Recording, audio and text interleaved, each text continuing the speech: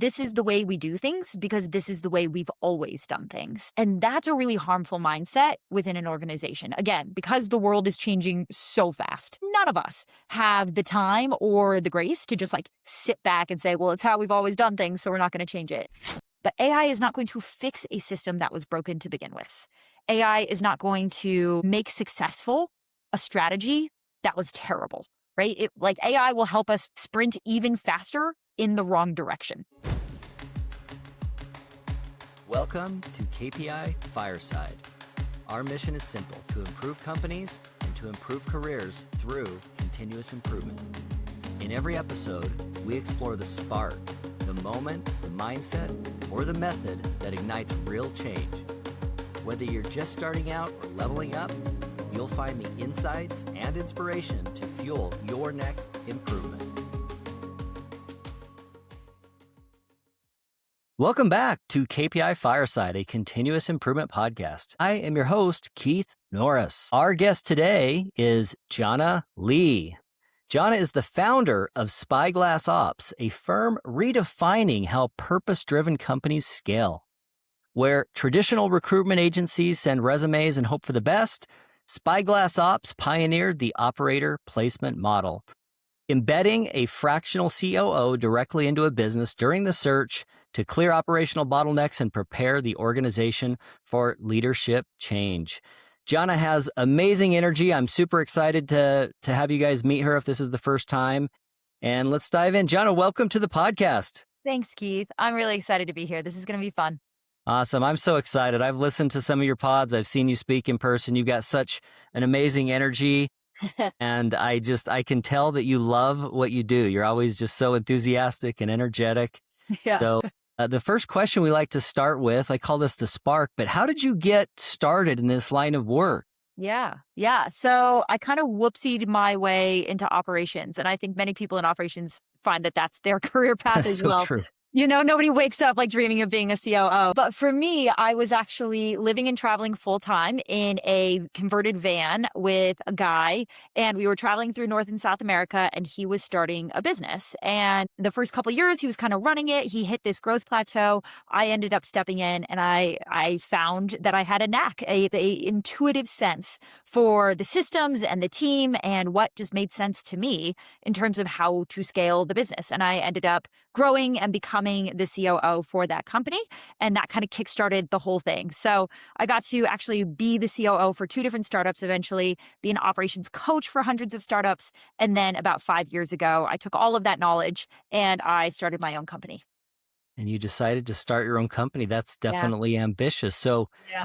what do you love about that work? What is it that is a good day for you?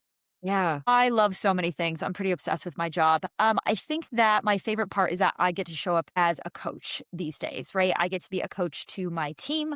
I get to be a coach to our clients. I found that I was like pretty good at the operations, implementation, but really what I love is helping founders unlock aha moments and unlock the major shifts within themselves that actually are really necessary and that need to take place in order for operations to be successful underneath them. And so really working with leaders, operators, founders, leadership teams to help unlock like what are the new mindsets or the new behaviors or the new ways of showing up to work that are really going to allow the operations in our business to thrive and grow is really fun for me. So interesting. I know I've talked to a lot of folks on this podcast that are in this line of work in and around operations. And a lot of folks have kind of a similar story, like kind of just good at what they've done. There's something about the way you see the world and the way you see businesses that is unique. What's the thing that is like easy for you that is maybe like challenging or difficult for other people? Yeah, it's a great question. So this is actually something that I look for in any operator that we will take on for our coaching or any operator that we're going to place inside of a company. It's what I have called just the operator DNA. And I think it is what you're talking about, which is that lens and that way of looking at business and that way of really just looking at data. So as best as I can break it down, I think operator DNA is essentially complex systems analysis, right? When we look at something, I can't not break it down into what are the composite systems, how are these systems fitting or working together? How do people interact with these systems? And then where are the gaps, right? Where could things be more efficient? Where are things breaking? Where are things not scalable, or where they could be working better? And you can't not see it. And there is this intrinsic motivation to just want to make things work better. And I find that all of the best operators that we work with kind of share that underlying lens, regardless of what skills or experience or lack thereof they're bringing into the role. We all kind of share that. I know depending on the industry that you're in, the operations function goes by different names, let's say. What are some of the other functions that interact with operations that maybe think differently? Maybe you could act as like our operator perspective here. What is it like interacting with some of those other functions? Yeah, I have found that pretty much every other department actually thinks about the business differently, looks at the business differently, and has different priorities, as they should, right? Like marketing doesn't need to look at the business through operations. It's not their job. But what I find really one of the main challenges for operators is that, especially if you are working on a smaller team and there's not a lot of there's not a whole operational department in that business, it can feel very lonely and you can feel kind of like a crazy person because you are seeing all these gaps and you're seeing all these ways that things should be better and could be better, and nobody else seems to see it and nobody else seems to care. And that can be really frustrating for an operator where it's so obvious. And a lot of this I had to learn this the hard way when I was an operator, because I just thought everybody else was stupid. If we're being honest, I was like, obviously you're just dumb if you don't see it, right? But really what it is they actually don't see it because they have their own unique lens. They're filtering out different information and they're seeing things that I'm missing. And so what I realized is that my job as an operator, what I coach operators on now, is it's our job to translate. Right? We have to recognize it's not that they're stupid, it's that they actually have a fundamentally different lens onto the business. And our job is to understand what that lens is so that we can reconfigure our communication into language and into a lens that they can understand, that we can get them bought in around.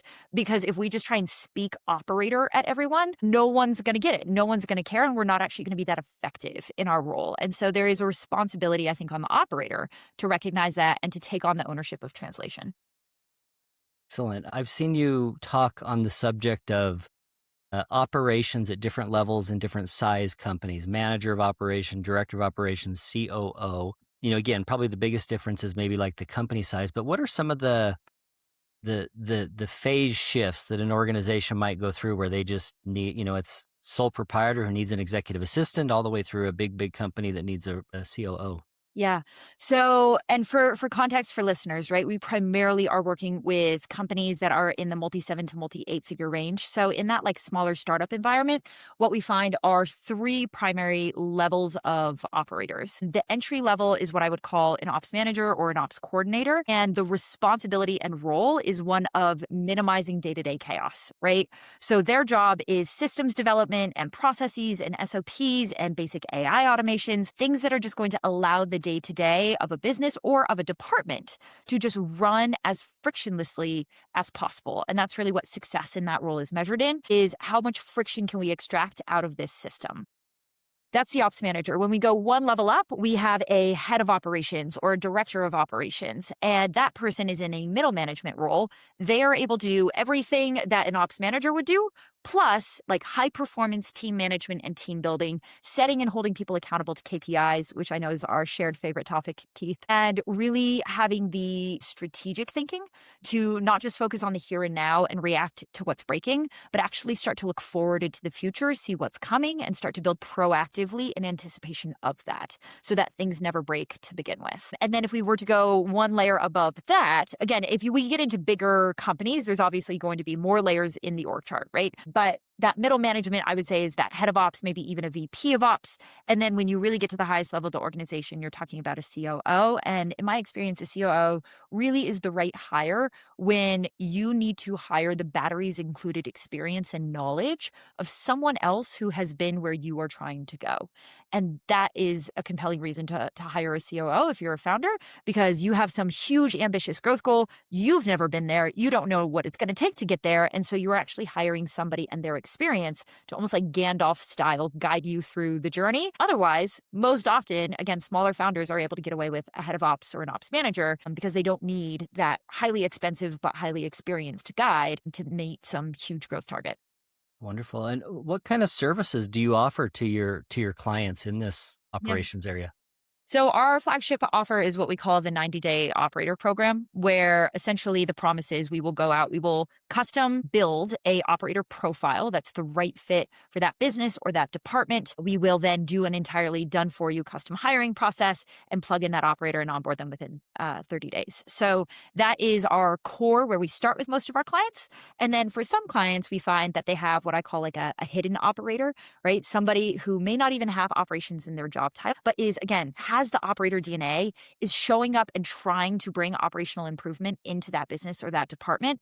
And in that case, we actually flag that for leadership and say, hey, you actually have someone here who has the potential to just grow into this role, in which case we can coach and train them up instead of having to go hire. You're touching on an interesting subject to me. One thing that breaks my heart is when I hear people say like, "Oh, work sucks," or "I hate work," or "I hate my Yes. job," or "My work, work's terrible." That's because I'm just like, man, there's it could be so much better. Like you could really enjoy, you could love what you're Yes. doing. And so when I come across people like yourself who love what you're doing, I'm like, that's it. That's what it looks like when somebody is in the right place, doing the right thing. And that's a pattern that I've seen a lot with our guests and people that we work with.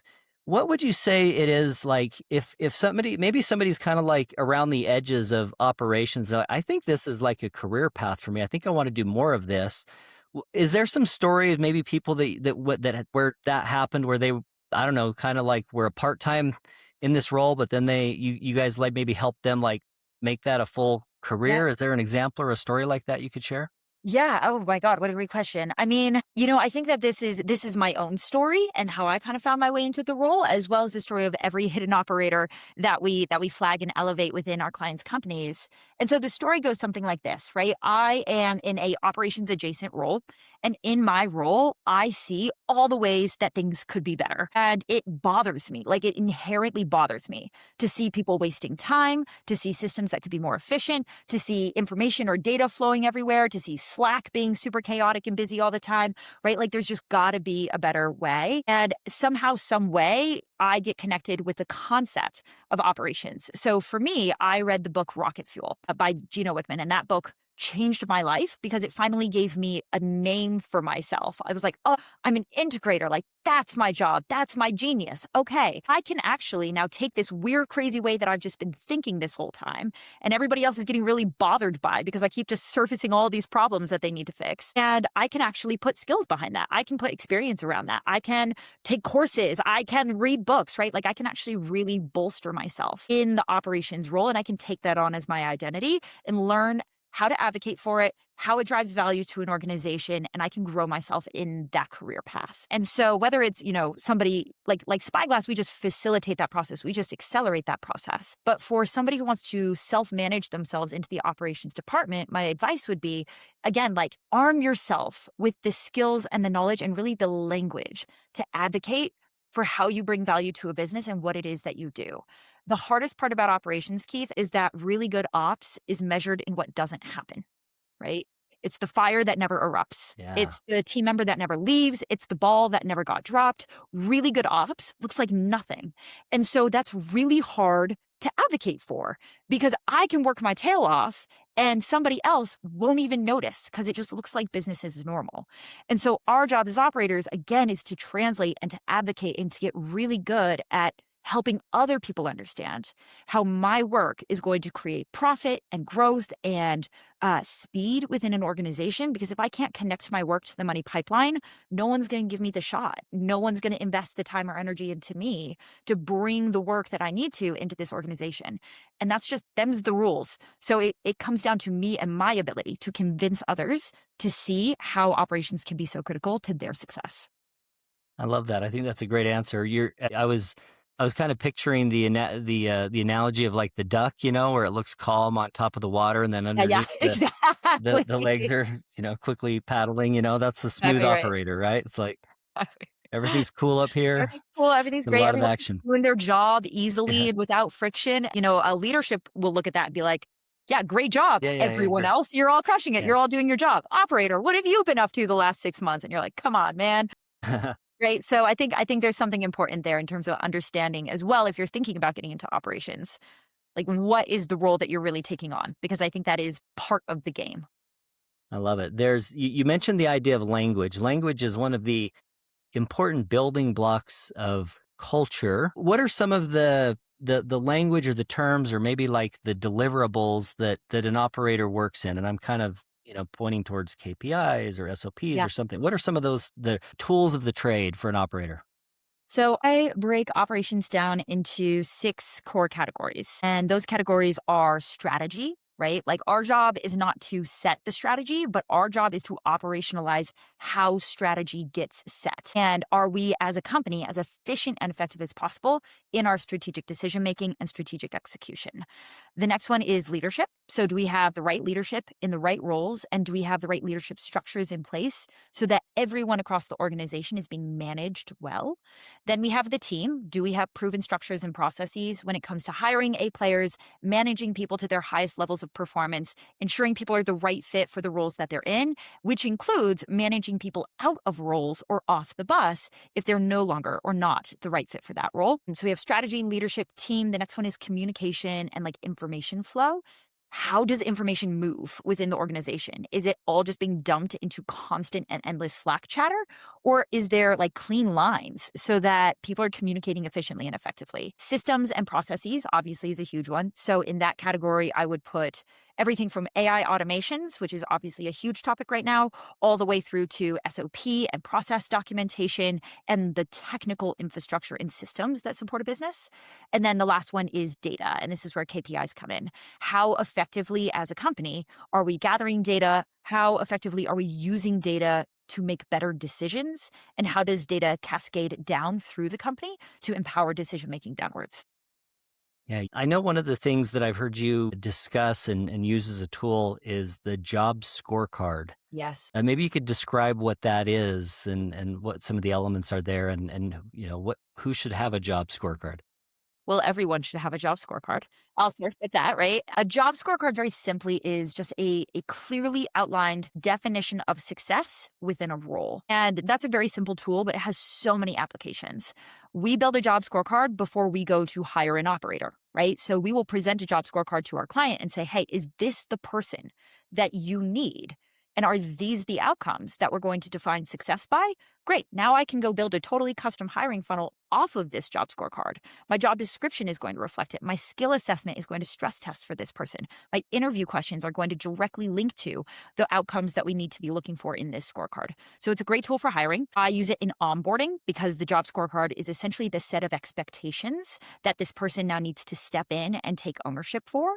I also use job scorecards when it comes to moving people around within an organization, right? We play a lot of team restructuring work with our clients. And so if I need to help you understand that you're not the right fit for a role, the best way I can do that is actually by presenting an objective definition of the role so that you can see, oh, that's actually not what I want or not what I'm good at or not what I'm interested in growing into. Is there a different role in this organization that would be a better fit for me? So job scorecards are really about creating role clarity for people and giving people the clarity that they need to say, am I the right fit for this role? What does success look like in this role so I can track myself towards that? And what does growth in this role look like for me as well, which are all really critical to just unlocking highest levels of performance and productivity in a business. On this topic of job scorecards, this is, very central to like KPIs and KPI fire and everything that we do here. One of the conversations that I find myself in a lot of times, maybe this is for you also, is when you start to get into like building a scorecard, there's this tendency, like sometimes people are pretty good about coming up with, okay, here's one or two things. But I have this picture of a job scorecard in mind where there's actually a lot of, I would almost think of them as like metrics. There's a lot of things that you could measure, but some of those are more critical than others. When you're building out a job scorecard, there's like the metric itself, and then there's the target. Yeah. Do you ever have trouble like establishing targets with people in their job? Is there any best practices on how you go about setting targets for all those different metrics? So I think the most common mistakes I see around people trying to assign targets to roles is that we forget about the difference between leading indicators and lagging indicators, right? A effective job scorecard is a set of outcomes, meaning in general, these are lagging indicators. If I have done all of my work correctly, then we will be able to measure that output in the form of profit, revenue per head, right? What ultimate North Star metric connects this role to the money pipeline and to the growth and success of the business. The challenge is that we can't measure outcomes. We can't measure the lagging indicators until they're done, right? Like maybe it's going to take me 6 months to move the needle on profit. Cool. So does that just mean that I don't get to measure anything for the next 6 months and know if I'm on the right track? Absolutely not, right? So that's where the leading indicators come in. But the leading indicators are not what I would necessarily have to set targets around, right? The target, the outcome is profit, and we need to increase profit by 5%. And I know in order to do that, there's these 20 other leading indicators, these other metrics I can look at every single week and month within the business to say, am I on track towards a net 5% movement in profit, or am I off track because I'm not seeing the change that I need to within these leading indicators? And so I think that it is when we're setting expectations with a team member, for example, we need to be really clear on here are the measurable outcomes of your role. This is what success looks like long-term in your position. And what you're going to see on your KPI dashboard that you show up and that you track yourself on every single day is not necessarily every single leading indicator having a target attached, but the leading indicators are how we essentially know that we are on track towards the ultimate metric, which does have a target. Does that answer your question, Keith? I think so. Yeah. I think my language would be there's certain measures where we're taking measurements, we're using measures. And I think when you define it as an outcome, I think that's where the magic of any individual job is. Like, AI maybe promises that jobs are like completely just a lever that you pull, but the reality is that there's stuff that goes wrong in everybody's role, right? Like there's so much variation and what we might call them defects, kind of more typically, but everybody's job has all the things that go wrong, and knowing what to look at, what metrics, what to look at, how many defects did you have, for example, Yeah. those are examples of different things that you can measure. So you're focused more on what you're calling the outcome metrics. Could you give us some examples in like maybe for the operator role of some things that are common or maybe good outcome metrics versus some that are not great ones? Yeah, great. So a outcome in an operations role, the most common are going to be, and these are for like senior operational leaders, right? People who really have ownership over the strategy and really the whole enchilada that's going to be required to get to these outcomes. But most often I would say is profit and profit margin. That's like the ultimate North Star metric for a COO. Cascading down from there would be revenue per head, which is a team productivity metric. You could also look at things like what percentage of the team or of these departments are hitting their targets, right? Which is essentially a team efficacy metric. If I've done my job as an operator, everybody else should be able to do their job more successfully. Have we hit that target? And then leading indicators would be, number of SOPs documented, right? Like I know as an operator, I need clean documentation and up-to-date SOPs, and that's just part of the job. But that's not what success in my role is measured on. I could be making garbage SOPs that nobody uses. Why would we measure me on that when that's not actually what's moving the needle? What's moving the needle is how the team is using those SOPs to become more productive or to become more profitable. And so again, breaking down lagging indicators, which again are hard and take a long time to move the needle. And then we can look at leading indicators to say, am I on track towards, if I do all of these things and I see all of these changes in my leading indicators, then I know that my lagging indicators are going to follow as a result. As you talk about the difference between management and leadership, I have this kind of paradox in mind where the job of a manager is kind of like keep things the same, like keep it running at this level, keep it exactly the same. And then this idea of leadership is to like grow and change and move things in a different direction. That creates like a tension. Are there any best practices that you've seen? Because I'm sure like in operations, there's certain industries where you do want to keep things exactly the same, but a lot of businesses, particularly growing businesses, they got to keep changing. How do you find that balance of too much change, not enough change? Do you have any recommendations on how to handle that tension? That's a wonderful question, Keith. I think I would draw a distinction between stability and sameness, right? My job as a manager is to keep my team stable, keep them psychologically safe, keep them performing at the highest possible level every day, keep them engaged and innovating and creative. But that doesn't preclude change, right? I can protect my team's psychological state so that they feel comfortable growing aggressively, changing things at a rapid clip, continuously optimizing and making things better and always looking for the opportunity for improvement. And that's what a great manager, I think in this day and age in particular, it's required because pretty much of AI and how quickly technology is changing, there's really not an option anymore. There are very few departments or companies that won't be impacted by the utilization of this technology. And so our job as managers is no longer to just keep everything running perfectly and the same that it always has. Our job is actually to lead our team through the change that comes from incorporating new tech, new processes, new automations, new role structure, right? Actually, there's a lot of change coming. And so in that environment, my job isn't sameness, but my job is stability. How do I keep my team safe, stable, committed, engaged as we go through a period of rapid change?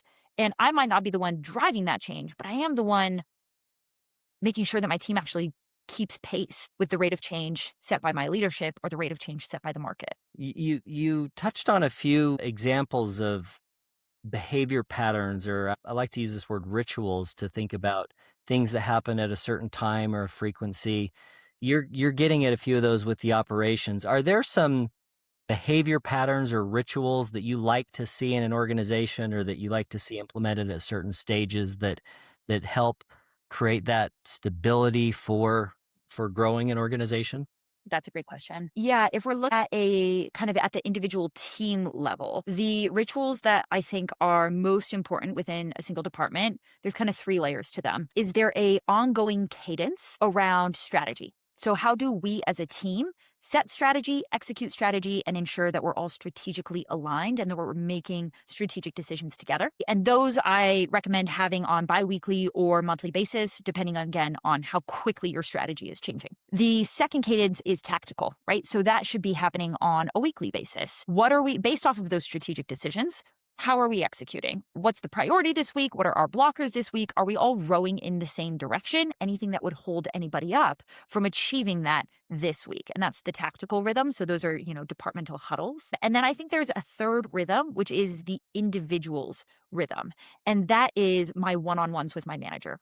I advocate for, again, if we are talking about fast changing businesses and companies where we want to encourage growth in our teams, I want every person on my team to be meeting with their manager once a week for growth coaching, right?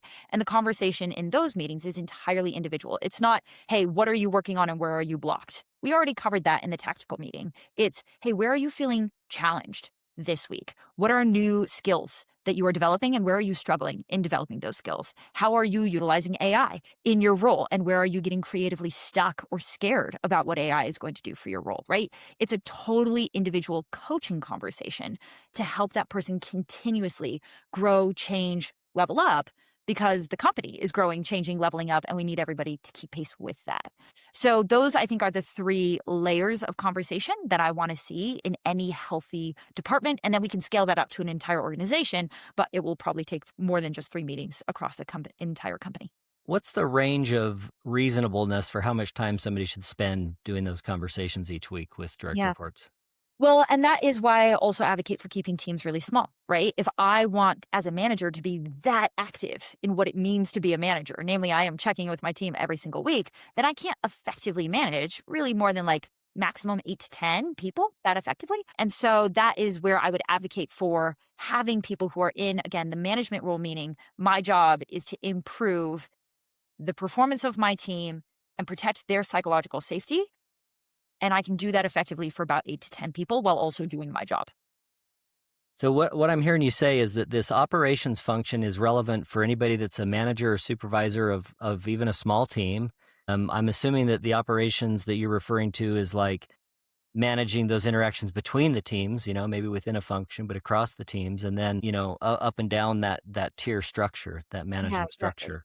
So if I am a director of marketing, right, I don't have that operational lens. That's not my job. But my job is to be checking in with my team, having those one-on-ones, leading those team meetings. And then I am supported by my operations department, who is installing the meeting agenda system that we're going to use to centralize meeting agendas and the task distribution system that when we come off of those meetings, everybody now has tasks sitting in their task dashboard from that meeting. So everybody knows what they need to execute as a result of that meeting, right? The underlying systems and infrastructure that power that communication flow belongs to the operator. Running the weekly communication flow belongs to the relevant leader or manager of that department. You touched on another thing that I find super interesting in this is when you hire somebody new into a role, and as a manager, as a supervisor, again, one of these tensions where, on the extreme end, you say, hey, look, you're in position to do this thing. Here's your outcome. Go knock yourself out.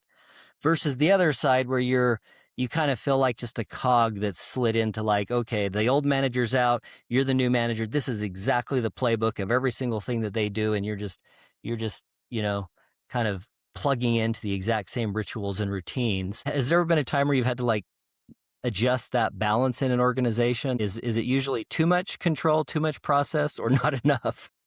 I would say for the size and nature of the companies that we work with, generally it's not enough. But what I do find, even if they aren't codified into actual systems, what we do come up across a lot, Keith, is companies that are just operating deeply in a groove, right? This is the way we do things because this is the way we've always done things. And that's a really harmful mindset within an organization. Again, because the world is changing so fast, none of us have the time or the grace to just like sit back and say, well, it's how we've always done things, so we're not going to change it. And so being a change agent, right? Being a new manager or being a new hire into a team like that, the question becomes actually, how do we like push the status quo? How do we keep the outcomes the same? My job is still to achieve these things, but what is a more efficient way of getting there? What is a more creative or strategic way of getting there? What is a way of getting there that I can bring in from my last position or my last company that they aren't doing here, but is actually going to improve what we're doing here, right? So why I love job scorecards as being outcome focused is that all we're really saying is, hey, here's the finish line to this race, but you get to decide how you run the damn race, right? You get to actually like, again, we're going to track you on leading indicators. Those are like the Gatorade stations on this marathon. So you generally know what the track is and you generally know where you're running and you generally know how fast you need to run. But provided that you're meeting those targets, those metrics, you want to run this race backwards? Hey, if it gets us there twice as fast, run the race backwards. What do I care, right? And so when we manage to outcomes, we actually allow our team a lot more autonomy and a lot more creativity to say, what do you think the best way of achieving this outcome is? And again, I know I've been talking about AI a lot. It just feels like the hot topic right now. But as it relates to, how could AI help you achieve these outcomes faster or better? If we've defined everybody's role according to inputs, which means I have to sit at a computer and work 8 hours a day, clicking these buttons and doing these tasks. And now AI is going to get rid of half of that. Well, you just got rid of half of my job. Versus if my job is just arrive at a set of outcomes as quickly and efficiently as possible, now I'm the one who's trying to figure out how to get AI to fire me because now I can hit those outcomes in half the time. Great. And that's not going to affect my pay. That's not actually going to give me a promotion and a raise. Fantastic. Now I'm actually the one driving AI innovation from the bottom up within the organization because I feel safe that so long as I hit these outcomes, my job is not at risk. AI is definitely a juicy topic. We'll get into that one in just a minute in some more detail here. Are there some examples of problems, metrics, maybe issues that come up in companies that might not on the surface be like that's an operations issue, but you've seen, I don't know, is there an example where you had something that wasn't obvious that there was an operations issue, but when you dug into it, like, oh, this was an operations issue?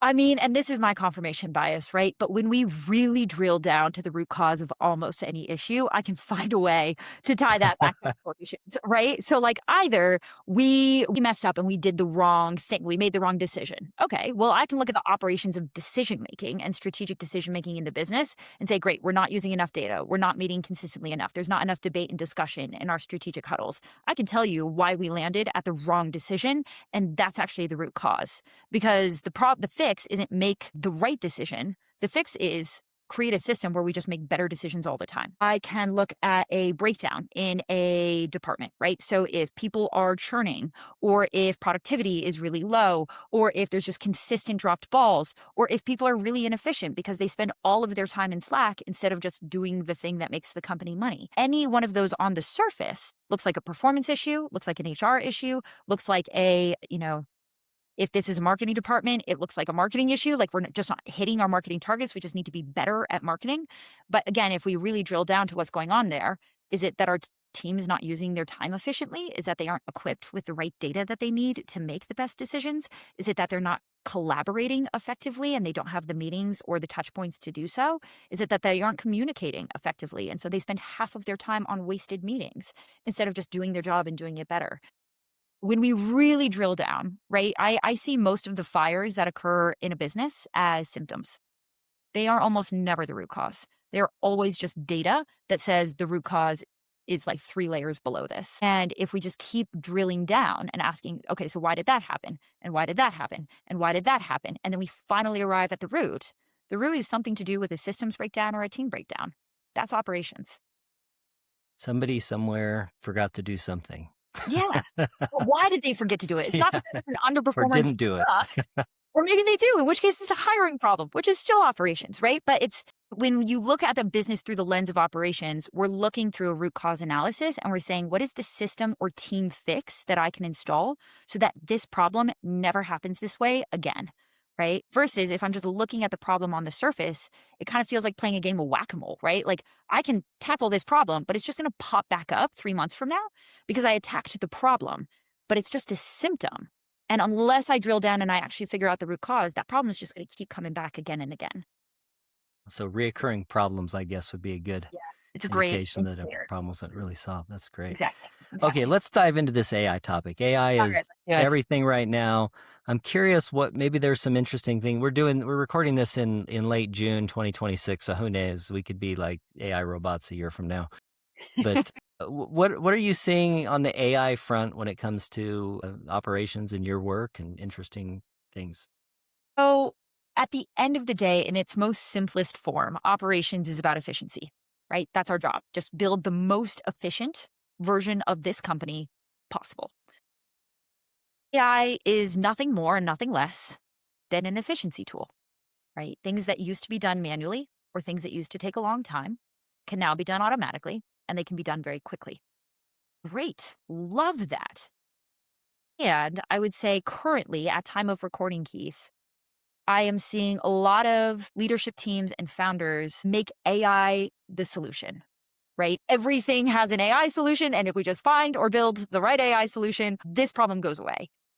And again, we're just playing the game of whack-a-mole with AI, right? If we haven't correctly identified the root cause, you can slap AI on as many processes and systems as you want. Your team is still going to produce terrible work, or we're still going to have really inefficient breakdowns between departments because just because it's automated doesn't mean it's good, right? And so what I see in operations right now is people are jumping first to AI to hope that it will fix bad operations. But AI is only going to accelerate, compound, and amplify whatever foundation you are layering it into. And so the best practices, at least as of today, are still the same, which is that we need to have a really proven and efficient system. And then we can make it more efficient with AI. But AI is not going to fix a system that was broken to begin with. AI is not going to make successful a strategy that was terrible, right? Like AI will help us sprint even faster in the wrong direction. So it still matters how we set strategy and how we make decisions. And do we have the right people in the right roles to ask the right questions, make the right decisions, and get creative with how they're going to use AI to get there faster. And so as of this moment, AI is still a amplifier, and it's so shiny and it's so new and it's so fun that everyone is trying to use it as the solution as opposed to an accelerant to the solution. And I think that's where I'm seeing companies waste just a ton of time and energy and money building things that don't actually move the bottom line and don't actually improve the business in a measurable way. I think that's interesting. I think that AI is probably in the innovation pillar, you could say, of almost every company out there. But and a lot of folks have figured out really great ROI on plays. There's so many cool ways to implement AI and to do things. But from a strategy perspective, it does seem like a lot of folks are still a little vague in their ambition with it. But it sounds like from an operator lens, you could tackle just some efficiency metrics, productivity metrics, looking Without a for doubt. ways to improve it. Without a doubt. And again, the most efficient way to roll out AI is to get everybody on board with it, right? How do I make myself more efficient and effective in my role with AI? If every single person across your organization is asking that question, you're going to try things, iterate, learn, optimize that much faster versus another big kind of bottleneck I'm seeing right now is that AI is being really like gate kept by leadership. Leadership is playing with these tools. Leadership is trying to figure out, how do I fire half of my team by automating them, right? And then they're like rolling these things downwards, and the team is resistant, rejects it, because obviously they do, because they feel like they are under threat and under fire by this new Yeah. technology. Versus, how do we get our team on board with the change? Again, it comes down to management best practices around, well, am I managing to inputs or am I managing to outputs? Am I being transparent and communicative with my team around which roles we actually do think are going to be automated and what skills they can cross train into or develop in order to stay relevant within the company? Have I been proactive about that conversation? Or are people just seeing their colleagues getting fired and now they show up to work terrified every day? And they're not going to be the ones to like drive massive AI innovation, right? So again, we're still humans. Most organizations are largely still human based. Mostly Work still. with humans around how we roll out this big of a change from a technology and systems perspective. Are you struggling to ignite real change in your continuous improvement program? Firestarter is your field guide. Real stories, proven strategies, no fluff. Get it now on Amazon. Let's talk about SOPs a little bit. I know SOPs is one of those things that a lot of folks, I've seen a lot of companies where they don't have SOPs, then they do have SOPs. They have SOPs just before the audit, You're and right. then they have SOPs that are not kept up. Yeah. Do you have any like best practices or wisdom for how to keep the SOPs like really accurately reflecting reality? Yeah. I find the best way to operationalize SOPs is to democratize them, meaning every role is responsible for the up to date documentation related to their role. It is not the operator's job to run around writing down everybody else's SOPs. It also makes no sense because I don't know how you do your job. So, how could I possibly build this SOP better than you? Instead, our job is to make it really clear that as part of your role and the responsibilities of your role, up to date and accurate documentation, again, is it's one of the inputs. It's not what I'm going to measure you on in terms of an outcome. It's just expected in terms of what's going to be required to hit that outcome, right? Because your outcome isn't hit it once, and then if you get hit by a bus, we never do it again. Your outcome is a repeatable and scalable level of performance. Great. So in order to get there, we need to document our SOPs. And when everybody at the team understands that my job is not just to develop the processes and the best practices, but to write them down, and every time they change, to update them, then the operator's job is actually just about gathering and organizing all of those SOPs so that they are centralized and searchable. What is not their job is building the SOPs, because in that world, SOPs are always going to be out of date, and an operator could spend a full-time job running around trying to update them. But to what benefit and towards what purpose?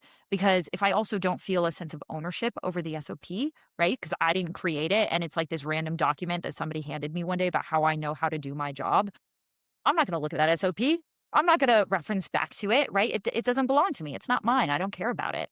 And so when we transfer ownership over documentation, people are actually much more likely to use those SOPs. Is there a best practice or a frequency that you recommend for checking in on those to make sure they are up to date and accurate? Again, it depends on rate of change within an organization, right? If a company is just changing so fast that workflow is different every single day, yeah, I could audit it every single day, but that's kind of a Yeah. waste of my time, right? And so for really, really fast changing businesses, monthly at the most, quarterly, I think is totally acceptable and fine. And then for companies that are changing a little bit slower, like how often are our processes really being updated? Maybe once a year, right? Or certain departments maybe are changing slower. And so I don't think there's a proven rule there, Keith, so much as, right, our job is to maintain the most up-to-date knowledge base and set of information inside an institutional knowledge within a department. If that knowledge is changing really fast, then I need to be checking on it at a greater frequency.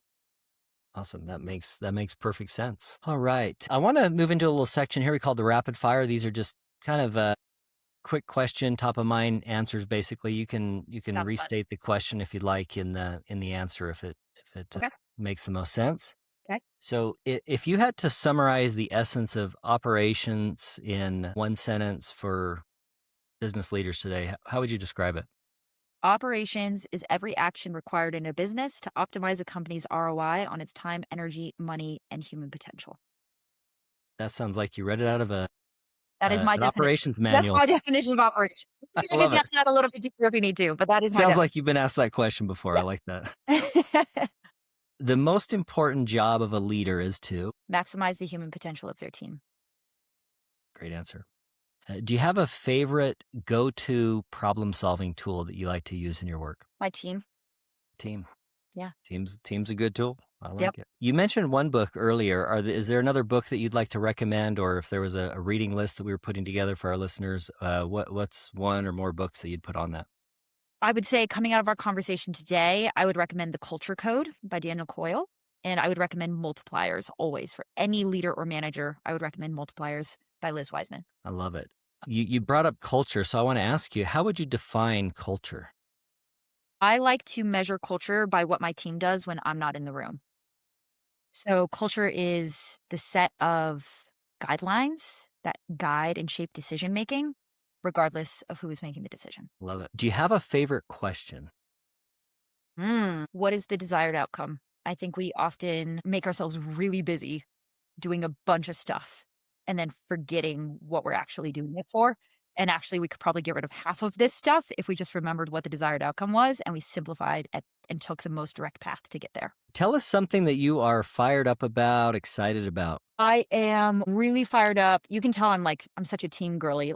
We just increased our team by 30%. And so I am so fired up about the new people that we just brought on and the work that I get to do around like cultural integration and cohesion and getting everybody rowing in the same direction and rowing as efficiently as possible. I love it. I love it. Is there something that you find that you believe that maybe others disbelieve, or like a challenge that you have to face regularly in your work? I think the biggest belief that I come up against in my work is operations is a cost center versus I believe operations is an investment in profit, and helping anybody understand how operations drives profit and shifting their thinking around it is really important. Because until we believe that it's going to make me money, I'm probably not going to invest time, energy, or money into it. I absolutely believe that myself as well. I Yeah, appreciate 100%. You and I business feel like impact. broccoli salesmen, like nobody Yeah. really wants to make the investment in the operator or in the data until we can help them understand, here's how it's going to get you to your goals faster, unlock so much money, XYZ thing. I'd love to drill into this culture topic just a little bit. You seem like you're very passionate and interested in it. Do you have some favorite rituals, maybe things that you like to do with your team to build culture, to build that team spirit? Yeah. So a couple of non-negotiable touch points for me. On day one of any new employee starting, I personally will do a culture onboarding call where I walk them through our mission, our vision, our core values, our team-wide behavioral expectations, all of the important expectation setting. I do that personally. And then we reinforce that culture that they have now just learned about by every single week. We do what we call spyglassing moments. So my company is Spyglass Ops, and we have our spyglassing moments, which is what is one way that you moved us towards our mission or vision or embodied our core values. And so everybody feels that we are constantly reframing our work, our tasks, the decisions we make through the lens of our core values. And keeping people really connected to the core values is very important to me. I love that. Jhana, is there any question that I should have asked you that I haven't yet asked you? I mean, we could go for hours here, Keith. But I think this has been a really great conversation. I guess maybe the last question is how does somebody know that it is time to more deeply invest into their operator or into their operations? Again, how will I know that this cost center is actually a profit center waiting to be unlocked inside my business? And the response I always give is your business will always speak to you. Right? Before a car breaks down, you can hear it rumble and clatter, right? Your business is the same way. The friction, those day-to-day fires that we show up and we feel like we're fighting every single day, those aren't fires. They're just data. They're not good. They're not bad. They're just data. They are data. They are your business speaking to you saying, hey, there is a need for an operational fix here. And I would listen for how much data do you get every single day, right? My team, Keith, we don't really have fires. That would be weird if we had a fire. An honest to God, we didn't see this coming fire doesn't really exist. Why? Because I have a team of operators. So we're also obsessed with thinking down the road of second and third order consequences that we've fixed most things before they ever pop up and they ever start. And so I can actually measure my operational efficiency, again, by what doesn't happen. And if I have a lot of fires, that is really good data that says our operations department, our team, our solution here isn't sufficient. It's just not effective in terms of getting us to where we need to go next. And that's the moment that I would start looking at this. Lots of fires, lots of expediting, lots of kind of crisis moments. Last Those minute would be scrambles, always over budget, always over time, constant dropped balls, constant last minute meetings. Like these things don't have to happen. They're just symptoms. And the symptoms is we don't have the right underlying proactive, organized systems that's going to allow us to just show up, do our work, do it effectively and well, and check out at the end of the day because everything's fine. And I shouldn't be getting texts at 9 p.m. that something went wrong. I really appreciate you joining us today in the Yeah, podcast. You've got thanks. some great wisdom and some really great energy. I appreciate you joining us. For anybody that wants to follow up with you, connect with you, do you want to share a website or a way to connect with you? Yeah, so the company is called Spyglass Ops. You can check us out, spyglassops.com. Or if this was helpful and you just want more like helpful content, follow me on Instagram or YouTube at the Jhana Lee. Wonderful, wonderful. Thank you so much again. Yeah, thank you, Keith. This is fun. You bet. For our listeners, if you'd like to suggest a guest, ask a question, or give us any ideas for episodes or content, you can reach out to me. I'm on LinkedIn, Keith C. Norris. And this concludes this episode of KPI Fireside, a continuous improvement podcast. If you have enjoyed the episode, please be sure you can add a like, a comment, a follow, a subscribe on all the socials, and share the podcast with your friends or colleagues who are as passionate about continuous improvement as you are. You can find us wherever you get your podcasts. And until next time, keep driving progress and sparking change. This episode is brought to you by KPI Fire, the all-in-one platform for continuous improvement. With KPI Fire, you can align strategy, drive execution, and engage your people. So whether you're leading a team or driving enterprise-wide change, KPI Fire helps you deliver real results. Learn more at www.kpifire.com.